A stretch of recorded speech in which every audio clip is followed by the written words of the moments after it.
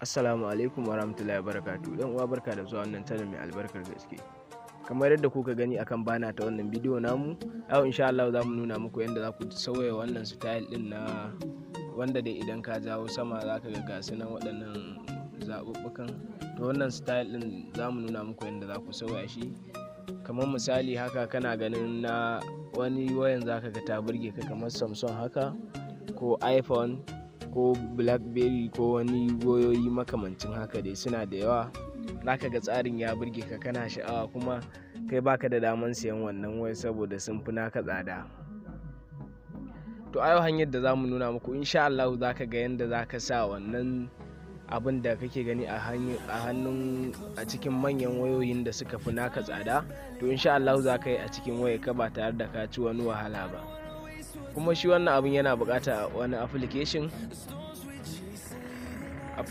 din mai suna one application ne mai matukar muhimmanci. Idan ka zaka shiga Play Store zaka shiga na wayanka, in kuma Android, in kuma iPhone ne zaka shiga Google Play. Ni dai Play Store ne saboda Android gare ni ba iPhone ba. Zan shiga Play Store, gashi nan Play Store, na shiga Play Store kamar haka.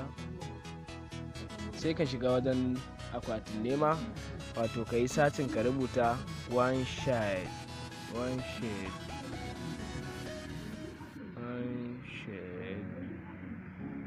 gashi na ya bayyana kamar haka. Sai ka yi satin, gashi nan wannan shine icon din application din kamar haka. Ina satin, wannan shine icon din application din, kar ka je ka dauko wanda ba shi ba. Kamar yadda kuka gani gashi nan daman a alamun hotunan ma application din ga nan sun nuna yanayin ayyukan nashi, ga nan sun yi mai hotuna haka sun sa saboda ka ga yanayin cikin application din. Sai kai tsaye kawai sai ka installing nashi a cikin wayar ka. Kamar yadda kuka gani yana searching, za mu dan jira shi. Shi nan yana searching ne, saboda haka yana buƙatar mu jira shi gaskiya saboda sharing network. Amma in kai wajen ka da network zai yi ma installing shaf ne, amma za mu jira shi saboda network. Yau kamar yadda kake gani gashi nan ya gama installing na shi, daman sharing network ne. To gashi nan yanzu yana installing ne, ya gama downloading, yana installing yanzu haka. Aka jira shi ya gama. Yawa to ya gama installing. Kai tsaye sai mu bude shi ga nan da aka rubuta open, sai mu bude application din. Mun dai kamar yadda kuke gani ga dai wayan namu nan a yadda tsarin ta yake dai. Tsarin kamfani ne akan yadda take tsarin kamfani ne. To kai tsaye ga wasu waje nan da aka bada alamun switch a gefen switch, ga su nan kamar haka. Kowanne yana buƙatar ka kunna shi domin ba application din damar aiki a cikin wayar taka. Kamar nan wannan mun kunna shi, ga yana ya nuno ma zaɓi, sai ka danna allow. Wannan ma mu kunna shi. Yawwa gashi nan sai mu shiga ga application din shi za mu shiga. Ga wani waje nan ma sai mu ƙara buɗe shi, shi ma switch ne, sai mu danna OK. Wannan ma sai mu buɗe shi notifications. Nan ma ga application din nan ma sai mu kunna application din, shi ma sai mu danna allow.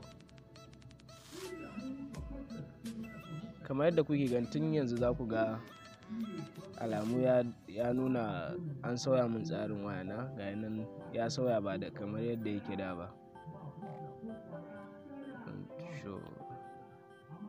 Yawwa to nan colors din nan waje ne da zaka sauya colors din ciki ba, kamar haka. Kamar wannan background color zaka iya sa black, in ka jawo zaka ga ya sauya daga yanda yake da. Kamar wannan notification ba, bari mu sa ja, gashi nan shi ma wannan notifications ne, ya sauya kuma ja. Kamar wannan shi ma bari mu sauya kala, wannan ka gani shi ma ya sauya irin wannan alamun. In ka kunna a baka ko fitila ce haka, in ka kunna ta yana ya kawo wannan na rubutu, bari mu sa rubutu ja, kalar ja muka sa rubutu, ka gani komai ya zama ja, rubutun ya zama ja. Sai kuma wannan na haske sai mu zaɓi wani kalan shi ma mu sa mai shi ma to shi ma kun ga ya sauya. Da sauran tsare-tsare dai a cikin application din yana da mahimmanci sosai ma, zaka ga akwai tsare-tsare a cikin application din sosai, kuma zaka ji daɗin su insha Allah.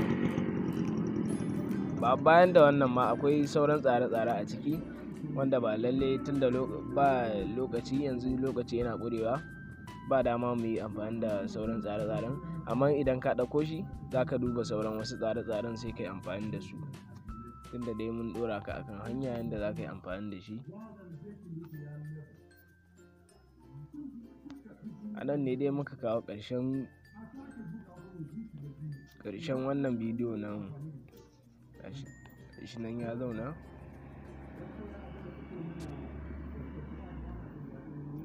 Dan uwa mun gode da ziyartar wannan channel, kuma muna roƙonka dan uwa da ka tura wa yan uwa da abokan arziki wannan bidiyon, domin zai matuƙar amfani da su, za su ji daɗin tura musu shi da kai, domin su ma su amfana. Muna da roƙon alfarmar ka danna mana subscribe, sannan ka danna alamar ƙararrawa domin samun sakonninmu da zarar mun ɗora. Mun gode dan uwa, a huta lafiya.